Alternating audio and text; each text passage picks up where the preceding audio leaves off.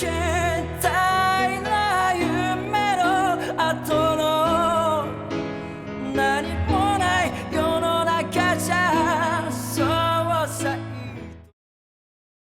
on, battery's working. Can we get some picture?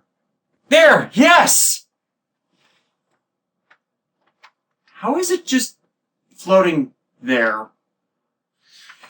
Well, since I seem to be absolutely nowhere, there seems to be no escape, and I've managed to recover my camera, I guess I can kind of spend some time using the next thing that was on my docket as a last testament, and that was finally getting back to my Digimon reviews.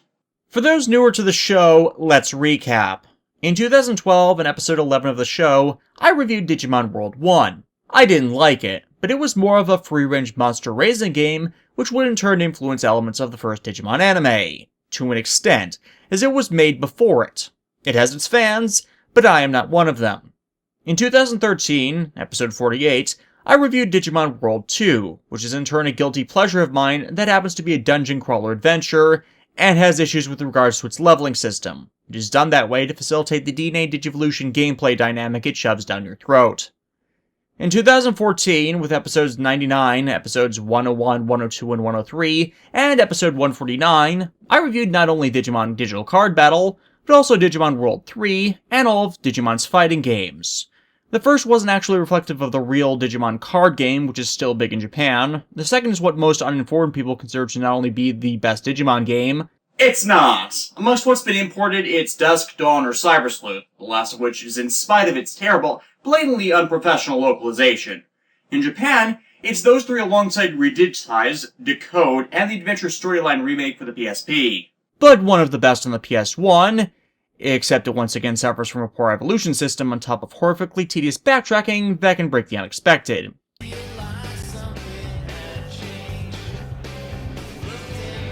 And the third was proving that only the original Digimon fighting game for the PS1 was really worth your time. And Band of America commissioning one for the Western market was a horrifically bad idea when they had two games they just needed to translate and then distribute to make freaking money. Which they did not from the terrible, terrible All-Star Rumble. And I did all that because you really needed context to just get how bad Digimon World 4 is. And unfortunately, well over 200 episodes since I started reviewing these games to get to it, we still need a bit more context. Because Digimon World 4 takes place during the X program storyline for the greater Digimon series. And said storyline was never imported. Well, not in any way that would allow most people to know about it, despite its plot points actually carrying over and being integrated into the later media. All that Yggdrasil stuff you saw in Sabers, yeah, that was Toei gutting and then recycling this movie, except with more Gar, and a protagonist that punches Digimon to death when he really, really should not be freaking able to. Have I mentioned that I hate Cross Wars? The only form it took over here was the Digimon collectible card game booster pack Operation X, which has a bunch of Digimon with new variants with the X-Antibody as an ability, Mon with the anti-X-Antibody ability, and just a bunch of cards which directly referenced and homaged this storyline. It's however an instance of the right hand doesn't know what the left was doing. Is that even the right expression? As Band of America as a greater company had no real interest in actually supporting said card game nor providing that elaboration. As I've addressed in previous videos, the distribution for such a game was so horrifically handled, when the card game was actually being sold, you'd be lucky to find one store in a city with any of the packs. And even then, most of the time, it was only the original starter sets. I was a Gen Con frequenter the years they actually supported the game, and not even Bandai's booths even stocked packs of it. And it's been literally impossible to find the cards since the game was discontinued. It's honestly just another symptom of my older and more vehement Bandai of America competence black hole argument with regards to their stupid, consumer alienating and self-sabotaging business practices that have been continuously present in almost all of their products since around 2005. I stopped mentioning it so often mainly as I've not been reviewing things touched by Band of America screw-ups in that decade since I concluded my coverage of .hack GU. But trust me, they still make ones that have no other reason than blatant ignorance and idiocy to explain why they exist. And in regards to this storyline that played directly into the backstory for World 4, well, no one bothered to import the movie that explained it. Despite using said movie as the core basis of the game's fucking advertisement, despite not actually including anything that related to, recapped, or otherwise made people aware of the damn movie. Okay, that was straight up unfair and unprofessional of me, and I apologize. Importing it through Bandai's anime division was not an option, as Disney had the licensing rights to the Digimon anime at that time. They obtained most of the properties previously held by Fox Family, and thus by proxy Fox Kids, in their buyout from Haim Saban in the early 2000s. But even then, in late 2005, Disney not only dubbed, but aired the 4 Digimon movies that had not been touched during Saban's tenure, or part of the previous contracts, and would in fact import and dub Digimon Savers as Data Squad after this movie would have come out chronologically. And putting it directly on home video was not an option, due to the licensing rights for doing that with Digimon not being obtained in that purchase, leaving such stuck in legal limbo until the last few years. So it's ultimately the odd mon out in all of this. Digimon X-Evolution was the franchise's 8th movie, a CGI film animated by Imagi Animation.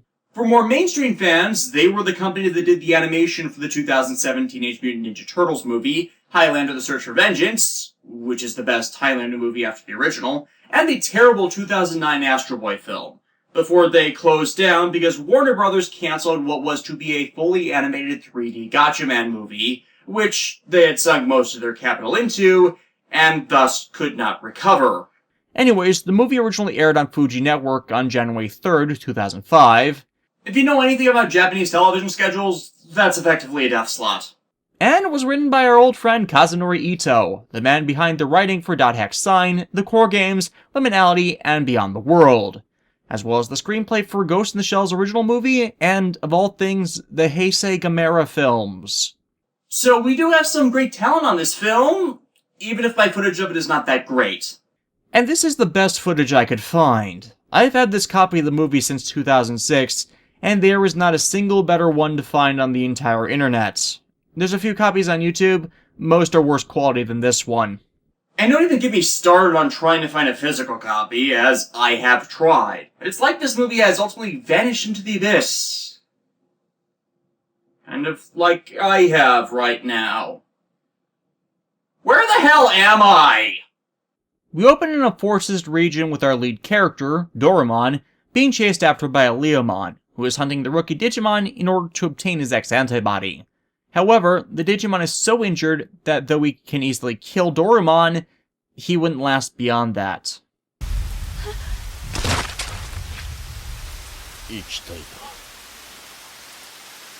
And ultimately, he asks Dorumon to live, and take his place in the world. And there's another check mark ticked off for Leomon deaths in a Digimon anime. Though I should point out that the only ones that really count are the ones that are prominent or meaningful characters, which discredits about half the anime. Could we have this trend avoided in the next series by any chance?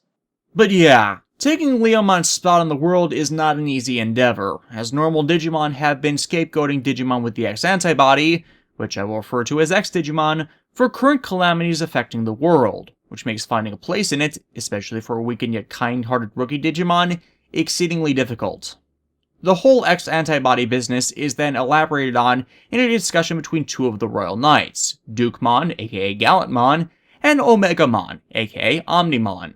For the sake of consistency, I'll be using the Japanese names for the Digimon, though I should say I don't have much issue with the various Digimon name and term changes made in this era. It's only later on that they would in fact become bad and nonsensical. Regardless, this is the movie, as I said, that really established the Royal Knights. While they were first mentioned in Digimon Frontier with Roto Knightmon, aka Crusadermon, and Dionysmon, what that meant or who were members were not really defined yet. And this film established 4 more of their members, which expanded material giving a 5th, Imperial Digimon Paladin mode. What's a paladin? The third, Magnamon, we will see later, but right now Duke and Omega are arguing over the validity of Project Arc, a plan implemented by an entity known as Yggdrasil to solve a population problem of the digital world that threatened its stability to function.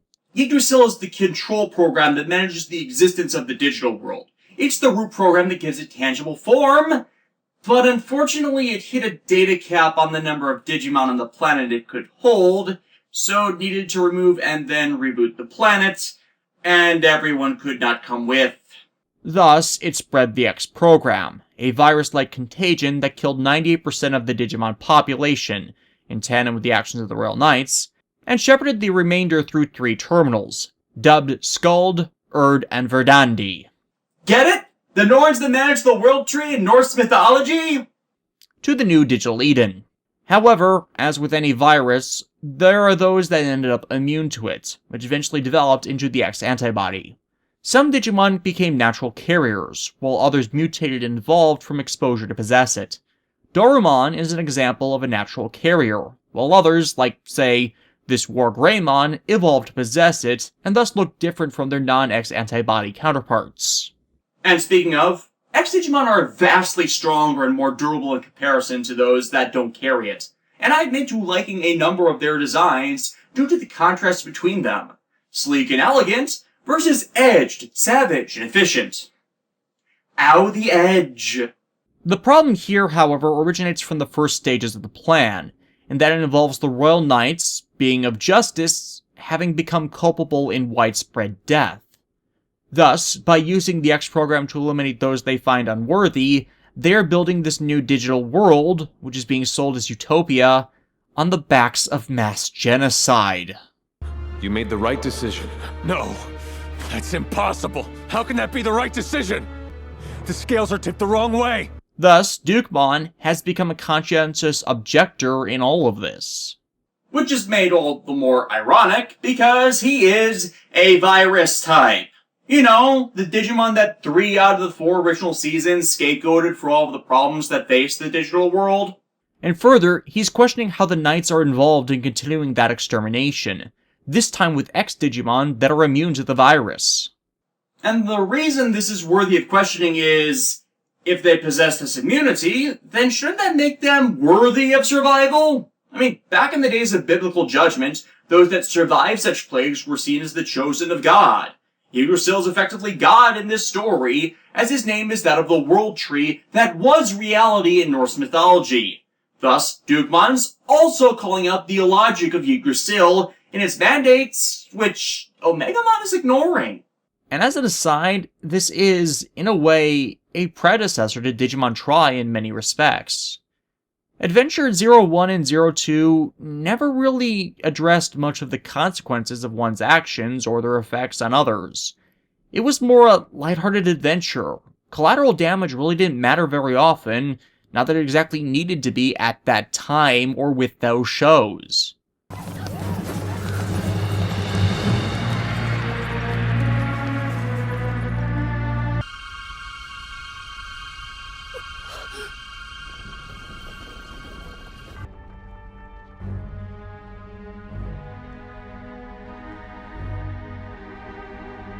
Whereas such an element regularly presented itself in Tamers, and to a lesser extent Frontiers, narratives, with regards to cause and effect, Dukemon here being a stand-in for one with that self-awareness, while Omegamon for much of the movie is stuck closer to a sense of duty and black-white morality, more akin to what was seen in the adventure entries, that disregards that for the sake of a given cause.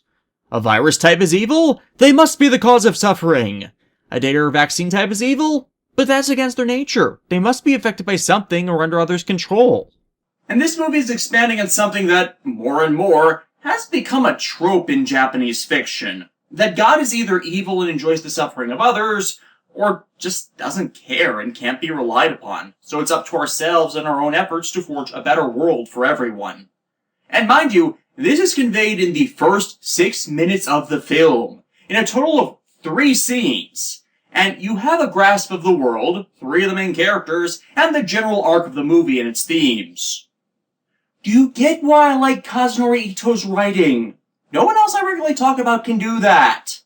In a desert, War Greymon X tries to play peacekeeper between a group of X-Digimon and the normal Digimon that are scapegoating them for the continuing calamities that have struck the world, blaming them for causing the virus and following them here when they were chosen to survive. And War Greymon lays out the facts that Yggdrasil released the virus, and they're the only ones with a defense against it if it chooses to do so again. Unfortunately, the normals have eaten up the doctrine, Andromon having sent a report to the Royal Knights, thinking they will take care of the problem. And Omegamon does come to do so.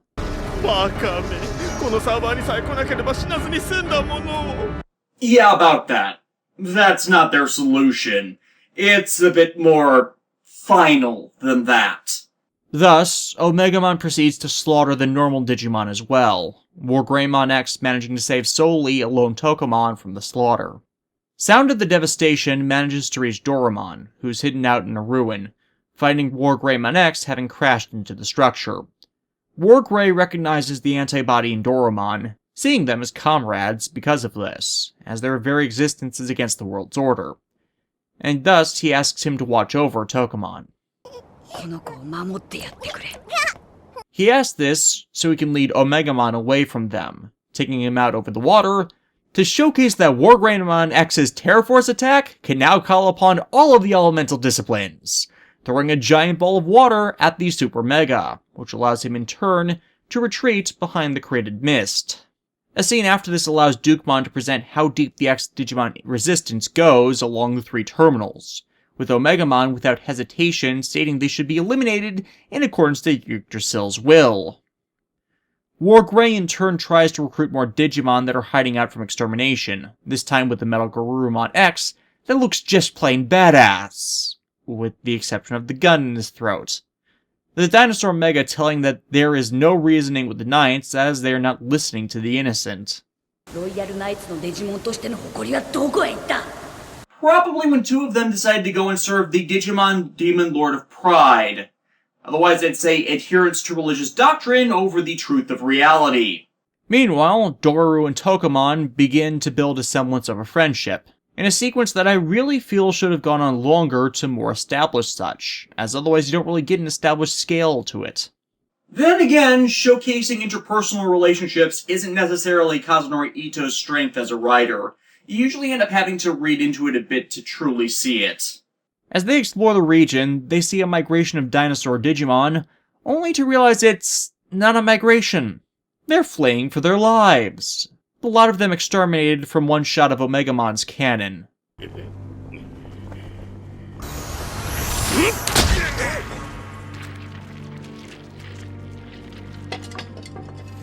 This is a kids' movie! According to the fandom. Omega corners Doru and Tokomon, Doru trying to defend the Lesser Mon, but is repeatedly beaten down as he just charges and charges Omegamon, only to be battered away with no effort. It's almost comical, honestly, especially after Tokomon joins in, as the two effectively become ping-pong balls.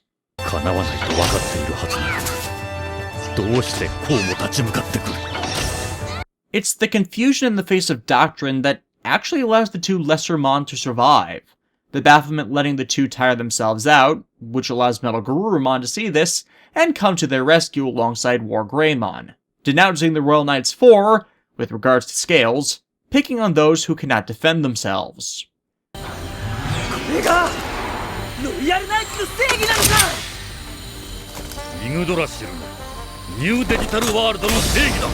The response? An X-Antibody Macross Missile Massacre. Badass! While the two X-Digimon force Omegamon back, it's only due to having their full attention on the battle, which is sadly shaken when Dorumon shouts up to them that Tokomon's dead.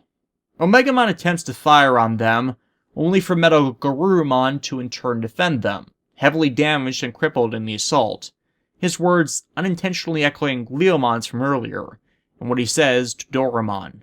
To save Tokomon's life, Metal Garurumon gives up his own X-Antibody before collapsing. The Drama Llama has thus been satisfied, and thus with an enraged, anguished cry to the heavens, Dorumon digivolves to Dorugamon! And with that power, he charges the Super Mega Digimon. どうしてそうまでして戦う？生きたいからだ。俺は生きてていいんだ。ただ命をつなぐために生きてていいんだ。 And this is reflected in Tokomon reviving as the next Digimon. But further fighting is held off by the appearance of Dukemon, who reveals more on the nature of Project Arc, which the Knights have been culpable in. As it's not just 98% of the population and the X-Digimon. The Knights have been ordered to slaughter all of the survivors. Does that sound like a hero? Well, when you put it like that, not really, but, Then what the hell, man? What the actual hell? And we kind of knew that from Omegamon's prior actions. Thing is, Dukemon didn't know, and he's officially rejecting that now. And I can kind of see the thought process here from what's been presented. The population control that was the original intent of the X program was a last resort to an escalating problem that was resulting in the world's collapse, so doing that was unavoidable. But there is no logical reason to continue that slaughter now. X-Digimon or no, now that the prior crisis has ended. Everyone else is allowed to escape as Dukemon and Omegamon clash, and it's a fight that, ultimately, Dukemon lets Omegamon win, simply to make Omegamon wake up, and so he in turn can find out the truth behind this greater incident. He's not dead, though. You can tell this immediately as he degrades into data. While you might be more used to that effect being reflective of death due to the prior 4 series, no other Digimon in this movie does this. Their corpses are merely left where they fall, so it's conspicuous. Though the 3 surviving X-Digimon set up camp back in the ruins, Magnamon captures Tokomon in an endeavor to obtain Dorugamon, taking the champion up to Yggdrasil, under orders directly from the entity, which once more baffles Omegamon, even as Magnamon explains that Dorumon has been a long-running experiment of Yggdrasil's, that Magnamon has known about and watched over. Why? Magnamon legitimately does not care. While Omegamon has done all this because he believes it is his duty to bring about Yggdrasil's order to create the best possible world for everyone, Magnamon could literally care less. If you're talking about Yggdrasil, though, this experiment has been to create an anti-X-Antibody, which the entity now spawns from Dorugamon before discarding the Digimon to a junk sector of the world, while it forcibly evolves its new creation, and has it spawn a legion of Death X Dorugreymon.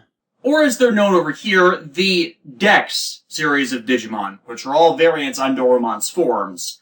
They're kind of comparable to things like Black War Greymon, only there are more differences than just a palette color swap. Still, Dorumon's recovered by friendly Digimon of the Resisti and taken to their cave hideout, just as the Dex Dorugreymon begin to swarm over the land and straight up begin devouring any Digimon they come across. Ouch. Camaraderie and quick thinking amongst their number are the only reason the survivors aren't slaughtered. The Dex swarm shown to not be as strong as any equivalent ultimate, a Sylphimon barring their way until Deus Ex Metal Garurumon! But he's dead! He gave up his X-Antibody and everything! What the hell? Also, I realized something about this scene. Why didn't Sylphimon and then Metal Garurumon collapse the cave entrance to block them out? Would have allowed them to regroup with everyone else far faster. Or, in lieu of that, it would have been a meaningful heroic sacrifice. Though it still would have been a futile one, as the swarm had already gathered at the only other exit. And even as Megas, Ultimates, Champions, and Rookies gather together, the swarm is as legion. Endless in number, with more coming in to reinforce what numbers they managed to take down. Well, so much for population control when you then use that extra processing power to spawn agents whose only purpose is to slaughter everyone. And this is pretty much most of the second act summarized down to a few minutes. It's just a long fight scene while a small group of individuals struggle to survive the onslaught. Amongst this, Dorugamon finally recovers, only to find himself on a battlefield. The shock of the slaughter invoking his evolution again into a form that resembles their attackers, Dorugreymon, which freaks everyone out. However, his conduct amongst them quickly regains Tokomon's trust, followed by the rest. And the watching Omegamon and Magnamon kind of realized that these entities were to be their replacements, so they could be eliminated as well, to the former's shock and the latter's indifference. Fortunately, the Resistance has a friend in high places.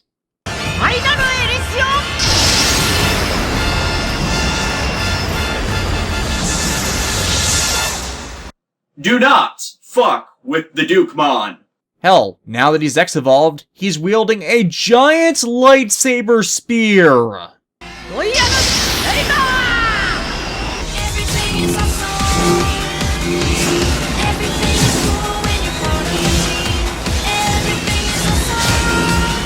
He asks everyone to flee with the opening he has given, while he in turn will direct Dorumon to Yggdrasil to find the answers to all of this.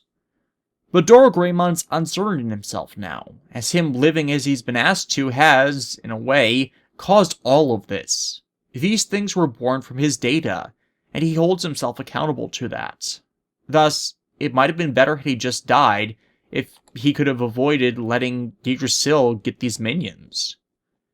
Digimon, however, doesn't see it like that the will to live is something natural, and he can't be blamed for the abuse of that life that others inflicted upon him.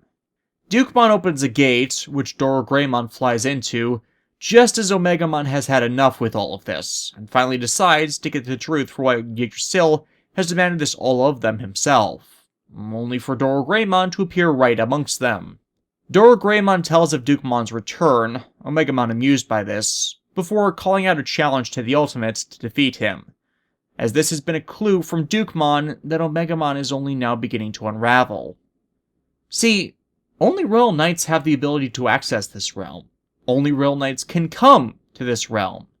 And so, Omegamon's challenge is in order to draw out the truth of Dorumon, to force him to face the truth of himself that no other can give.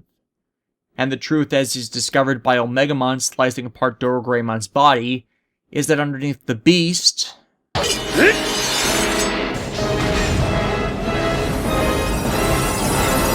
bears the body of a lost knight, a knight Yggdrasil kept from service and used as his test subject all of this time. His name is Alphamon, and his appearance briefly clears the skies of Dex Dorumon's swarms. And I do love the illusion here. Alpha and Omega. Beginning and end. Creation and destruction. Hell, Alphamon isn't just the carrier of the X-Antibody, he's the originator of it. That's why Yggdrasil needed him back to be able to create a counter to all this. But this revelation is enough for Omegamon, ending the fight and moving to go with him to Yggdrasil, to Magnemon's bafflement at the open rebellion from within their own numbers. But what Omegamon has come to realize is, well, what I said at the beginning. The enemy of the world is God, and by adhering to its commandments, they've only caused the chaos they swore to defend against. Their way is blocked by Dex Dorumon, the Dex variant of Dorumon's natural megaform, which is quickly eliminated.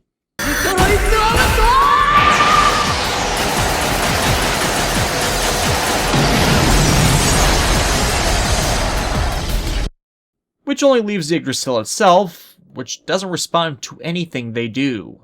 I'm going to give you the speculated truth to this, and it's something we'll come back to in a later review this year.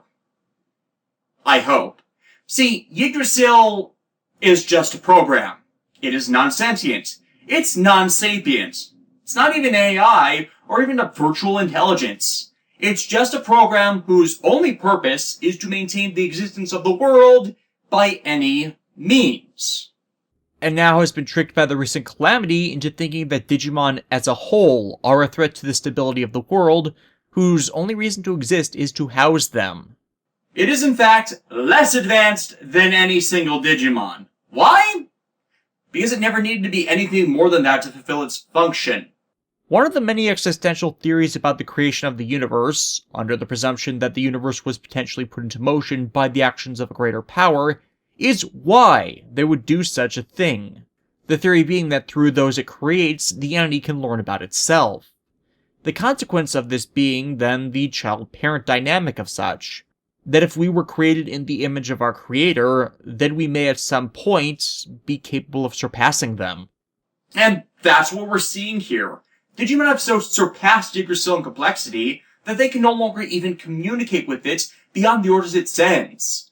It's not because it is intelligence which is so beyond us that we can't comprehend it, but that it is so basic that we cannot comprehend its lack of an ability to understand the weight of what it is doing, or the value of the existences it destroys is worth more than the ones and zeros of their coding. And they don't realize that, because Yggdrasil is what governs the existence and cohesion of their world.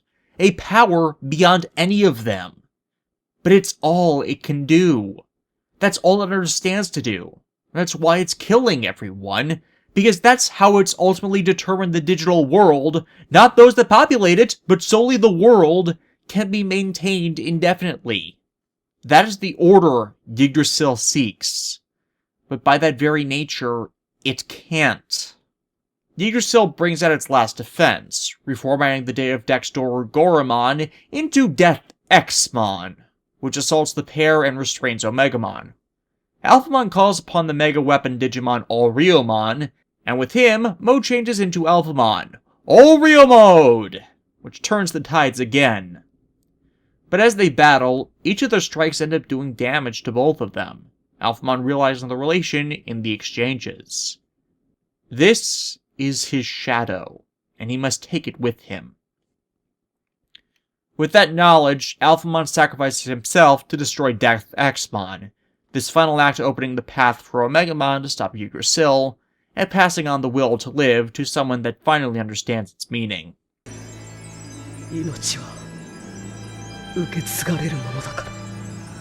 Incidentally, this movie is the key reason why I do not like Alphamon being depicted as a bad guy in Digimon Adventure Tri. Simply as I got really invested in this character's depiction here. It's like Batman being a gun wielder who casually kills people, or Spider-Man rejecting responsibility for his actions and making a deal with a demon, or, I don't know, the Showa commoners being hypocritical assholes trying to murder their juniors for no legitimate reason at all. Oh, son of a bitch! My point is, it feels like agenda-driven character assassination to do such, considering the relation tonally and thematically between Tri and X-Evolution. I don't know, as of recording this, only 2 of the 4 Tri films are out. Maybe we'll get more of an explanation in Part 3, Confession, and the fight in Reunion was a big misunderstanding. I just thought he would have tried to speak and explain himself, instead of appearing to escalate the conflict. Still, with Alphamon giving up his antibody, Omegamon is reformatted, while the other knight reverts to his rookie form. And with that, all that's left is...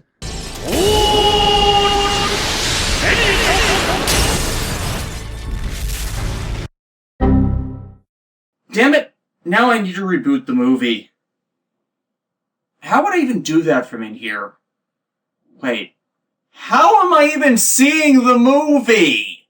Well, the digital world is destroyed without Yggdrasil to manage it, before snapping back into existence. Huh.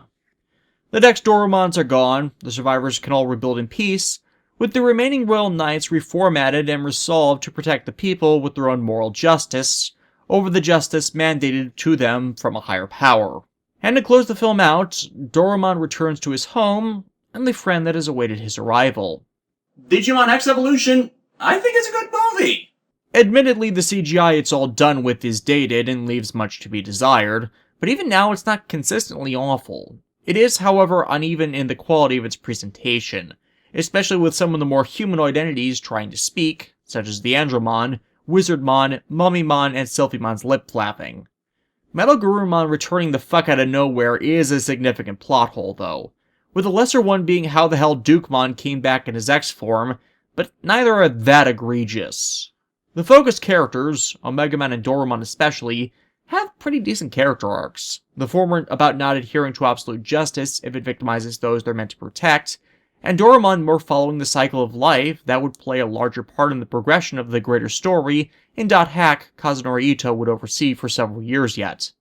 Its pacing is pretty good too, though admittedly the second act went on a bit too long for how little happens in it, and unfortunately the third was a bit rushed, but neither one egregious on those accounts.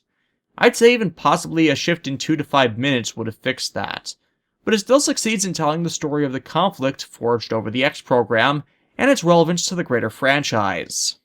I see you all enjoying yourself. As much as can be expected when Where the hell am I? In my domain. Or should I say, my prison? Do you know who I am? Analog Man.